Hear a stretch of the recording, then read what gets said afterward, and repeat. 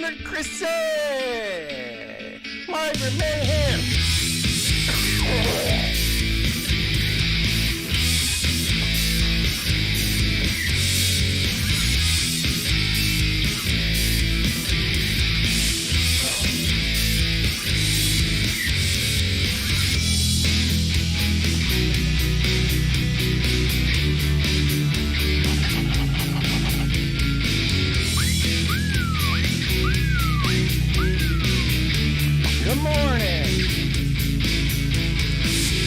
Get the show on the road.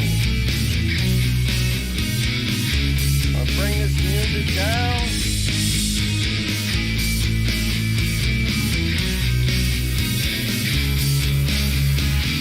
There you go. There you go. So, thank you. Today is January 22nd. It is Monday.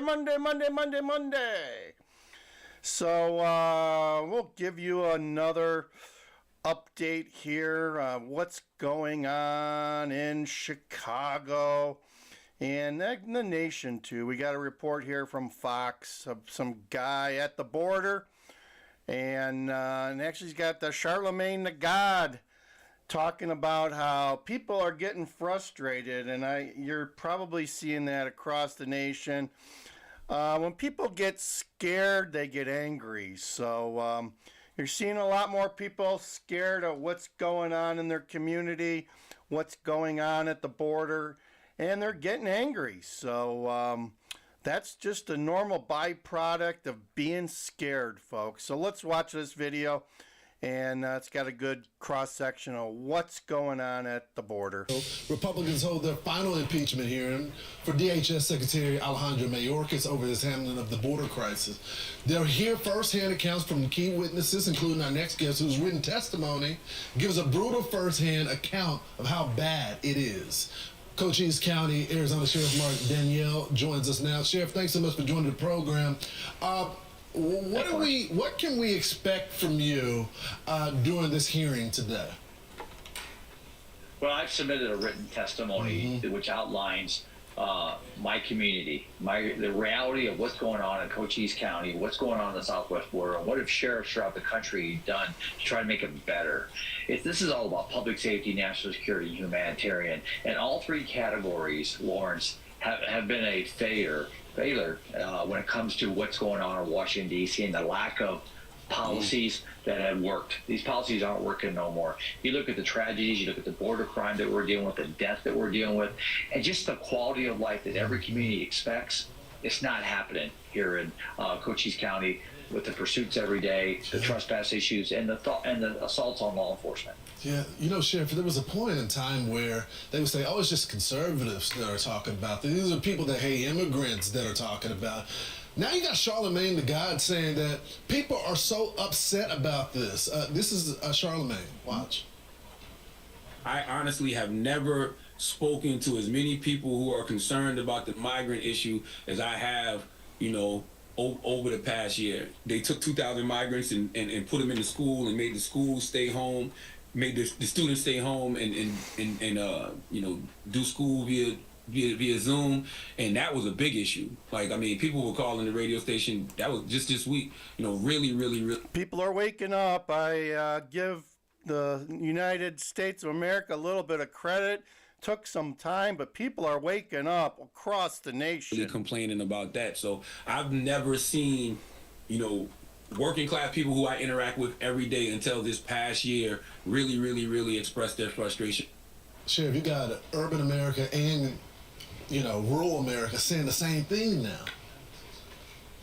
Yeah, we got to get back to Lawrence, where America needs to prioritize and be first. We got to take care of our citizens, our veterans, our children, our elderly, and just American citizens. And second of all, he said something I thought was very telling in that interview, was the fact that this administration loves to take credit for things that they perceive or believe are good.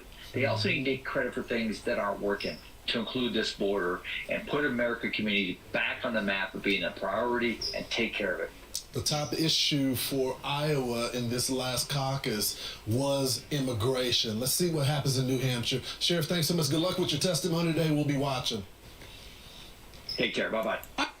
So there you go. There's that. Let's also today, Brandon. Let's go, Brandon Johnson. Let's see if I can find that video here.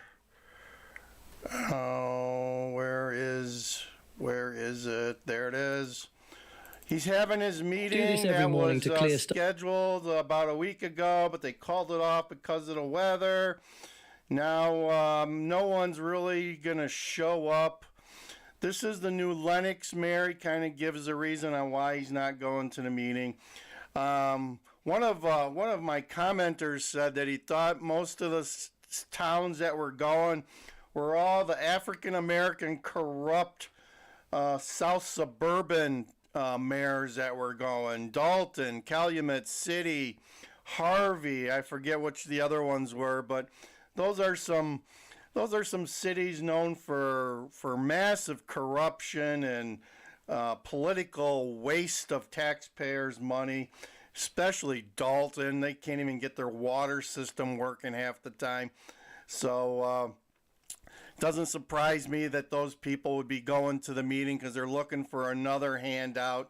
And if the migrants end up in their community, there's nothing worse. That's like being put in jail. I don't think I'd want to spend much time in Dalton or Calumet City. They're pretty nasty. But if they want to go there, that's their prerogative. And if our mayor and governor wants to pay them to put them there, that's fine with me. So let's listen to the mayor of New Lenox on what he's got to say. Just to start, when were you first notified about this meeting? And from what you understand, what was the purpose of this caucus?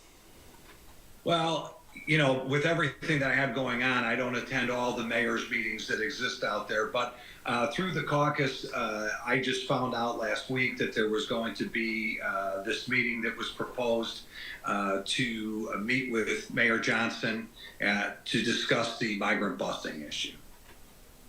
It was supposed to be today, right? Got postponed Yes. because of the weather. Do you think that's really why it got postponed? Well, aside from being mayor, I'm also a school superintendent, and all my kids were able to make it to school today, so I don't know why a cold day would be a reason to cancel a meeting, especially if it's something that everyone felt was that important. Explain to me your reason for not attending, and then I understand several other mayors weren't planning on attending. So, right. So, I can't... So there's like 241 villages and towns that are adjacent to Chicago and linked to the metro. So I don't know, suburbs of Chicago, there's probably 500 towns and villages. So that just gives you an idea of how large it could be. Speak for anyone else. I can just speak for myself. As you know, I had a conversation on this program about an ordinance that we passed, an executive order that I passed, and an ordinance that we passed, talking about busing. That's all. He was one of the first ones that passed the ordinance outlawing buses to drop off at their metro stations. So that's what he's referring to. Coming here and not allowing anyone to get off in our community from the buses, that we would be directing them to Chicago. I think there's a disconnect. The way that Chicago is handling this migrant crisis is something personally that I can say, I'm not happy about. We certainly want to work with everybody, including the mayor of Chicago. If he wants to tell us where he wants these buses to go, we're happy to send them to that location. He could certainly articulate that with the governor of Texas. But, when Chicago took a stand, they passed an ordinance and said that they were not even going to allow their citizens, their residents, to have a say in as to whether or not they want to continue to not enforce immigration laws or, to continue to be a sanctuary city, that they weren't really interested in what their own constituents had to say. I think that speaks volumes. This is a political game that's being played, I really believe, and I'm disappointed in the way that things are being handled here at the state and at the city level. And not only is it a political game, it's a game to take all the money from the taxpayers and actually ask for more the following year when they raise your taxes, folks. Get ready for your real estate taxes to soar. Get ready for what you get for your tax dollars to plummet. Quite honestly, we're happy to treat everyone in a humane way, but as the mayor, I've got a lot on my plate, and I'm not going to be caught up in this political nonsense. Has New Lenox gotten any more buses ever since the ordinance passed? No, we've had a few more that have come through our community, but none have stopped here. They have again stopped in the towns adjacent to us, and then were sent on their way. But no, we haven't. And again, I want to reiterate, we understand the crisis, the humane issues that are here, and we feel horrible for so many people that are just looking for a better way of life. But it's really frustrating as a local official when our federal government and our state government are just ignoring our immigration laws, and we here in small local governments are having to deal with these issues. It's incredibly disappointing, and it's just wrong. Did you see Governor Pritzker's ad in the Texas paper that he took out Sunday? I didn't see the ad. I saw the letter that he had sent to Governor Abbott and saying that he wished during this weather crisis that it wouldn't be sending people here. I understand that. I mean, That's this is for difficult, JB. but the reality is, my understanding is that a lot of the people are requesting to come to these cities. So they're being sent where they're requesting to go. You cannot say we're a sanctuary state, we're a sanctuary city, and say, but only during warm weather days. I mean, that's it makes no sense whatsoever. This is an absolute failure at our border. And like I told you the other day, you've got this crisis for people that's becoming a national security crisis within our borders. And the federal government and our state government are dropping the ball here. There you go, folks. The mayor of New Lenox, he brings up some good points. Not only is it a humanitarian issue, it is now people are starting to really think about it, and it is becoming a national security issue. Think about that. We're letting people into our nation. There's even reports on Fox where, and this has long been the story, they put them on airplanes, and these people have no IDs, no picture IDs or anything. They're allowing them to fly across our nation without any IDs, less documentation than a citizen would be required to have, which is just crazy and out of mind. Can't imagine that, but that's what's happening. They'll put them on a plane with a piece of paper that says they're a migrant, and that's good enough, and off they go. If it was you or me, it'd probably tell us to go home and get our ID, or put us through all sorts of searches and background checks, who knows what. But that's happening. I'm also hearing in the city of Chicago, there are reports that they're going door to door asking for dinero and food, and they're seeing an increase in crime in the areas around the shelters. Go figure. Go figure, an increase in crime around the shelters. It's to be expected, folks. You have to, as I've said before on this channel, no one is coming to save you. You need to save yourself. So you need to put your head on a swivel. You need to have some security. You need to have some protection. You need to be aware of your surroundings. You need to not put yourself into situations where you can encounter harm from other folks. So don't go out late at night. Don't be walking the streets after dark. When you go somewhere, try to go with a friend. Don't go by yourself. Be aware of what's going on when you're parking your car, you're getting in your car, if you're going to the ATM. I really, really, really suggest that you have someone watching your back no matter what you're doing. Because if you're out there on your own, you're on your own. Things are getting dicey. You never know what's going to happen, and increasingly things that are bad are starting to happen here in the suburbs, and I'm sad to report that, but that's the case.